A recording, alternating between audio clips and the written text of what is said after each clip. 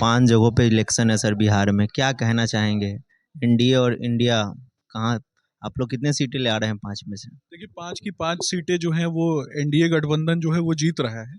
और ये जीत जो है ना, ये गरीबों के लिए है, ये कहीं ना कहीं अंत्योदय के लिए है, और सबसे अंतिम पायदान पे खड़े हुए व्यक्ति के सपनों को जीवंत करने के लिए है।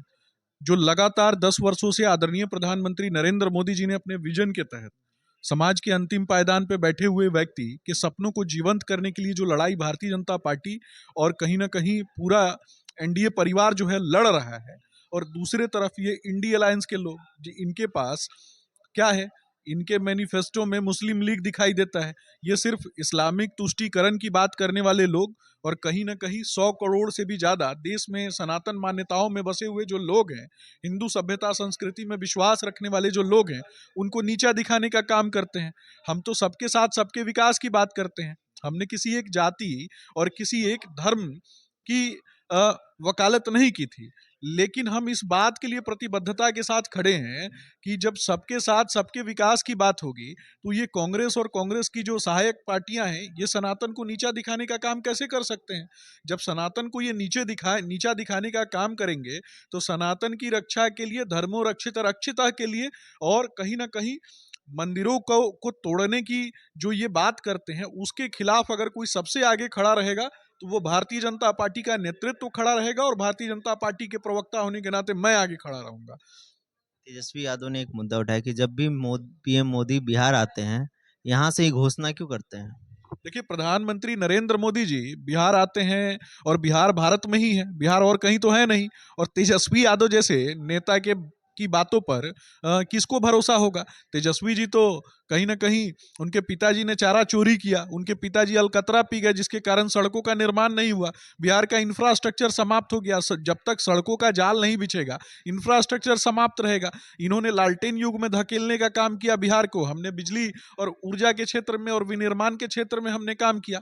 हमारे एक नेता जो कि पूर्व में उद्योग मंत्री बिहार के रहे, सैयद शाहनवाज हुसैन जी, जिन्होंने लगातार मध्यम और कुटीर उद्योग के लिए किस प्रकार से काम किया, यह भी तो देखने की बात है ना। और किस तरीके से लघु एवं कुटीर उद्योगों के साथ साथ इथेनॉल प्लांट्स को बिहार में स्थापित किया गया, और मक्के के रेट बढ़े, जिसके कारण ये किसानों को नहीं फायदा हुआ तो किसको फायदा हुआ? ये लालू परिवार सिर्फ अफवाह मंडली है, ये सिर्फ घूम फिर के अपने परिवार पे आते हैं। लालू जी बीमारी का जिस प्रकार से दिखावा करके और ये बाहर बैठे हैं जेल से, ये तो सजा याफ्ता मुजरिम है। और प्रचार करने के लिए किसके लिए जा रहे हैं? तो बेटी के लिए प्रचार करने के लिए जा रहे हैं। क्या आरजेडी के किसी अन्य नेता के लिए वो प्रचार करने के लिए गए क्या? ये भी तो समझना है।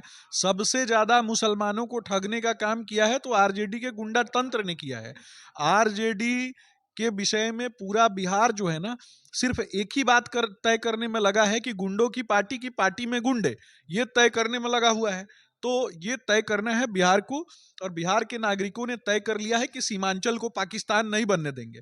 ये पाकिस्तान बनाने का जो काम करने वाले लोग हैं, सीमांचल को पाकिस्तान जो है वो बिल्कुल भी नहीं बनने दिया जाएगा। इसके लिए अगर कोई सबसे आगे खड़ा रहेगा, तो वो भारतीय जनता पार्टी का नेतृत्व खड़ा रहेगा इसको रोकने के लिए।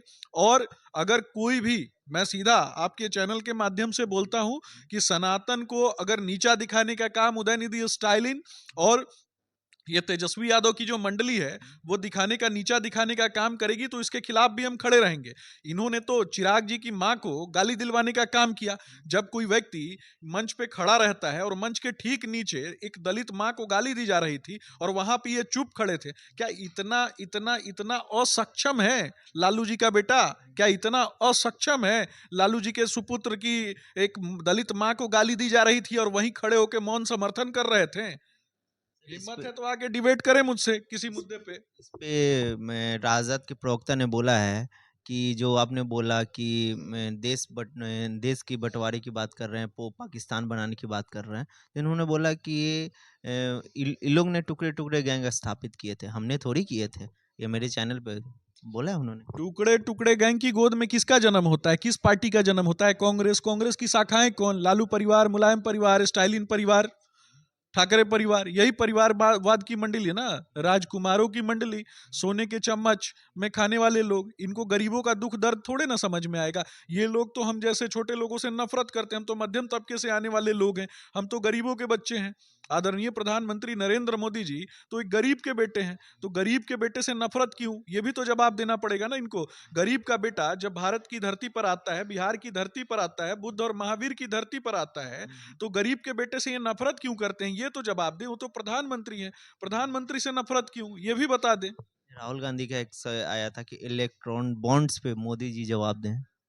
देखिए, राहुल गांधी जी से मैं पूछना चाहता हूं कि सबसे बहुत ही छोटी स्तर की पार्टी है ये तृणमूल कांग्रेस, और तृणमूल कांग्रेस को एक छोटे से राज्य में उनकी सरकार है, तो 1,000 करोड़ 1,100 करोड़ रुपया कहां से आ गया, ये भी तो जवाब दे। राहुल गांधी नहीं है, राहुल गांधी आउल गांधी हैं। ये क्या ढूंढते हैं, आलू से सोना बनाने की तकनीक ढूंढते हैं। तो ये पता नहीं, इटली में आलू से सोना बनाने की तकनीक होगी तो उनको नानी गांव जाना चाहिए, नानी से पूछे अपने जाके। नमस्कार, आप देखते रहें जी लाइव न्यूज़ और चैनल को लाइक करें, शेयर करें, सब्सक्राइब करें। धन्यवाद।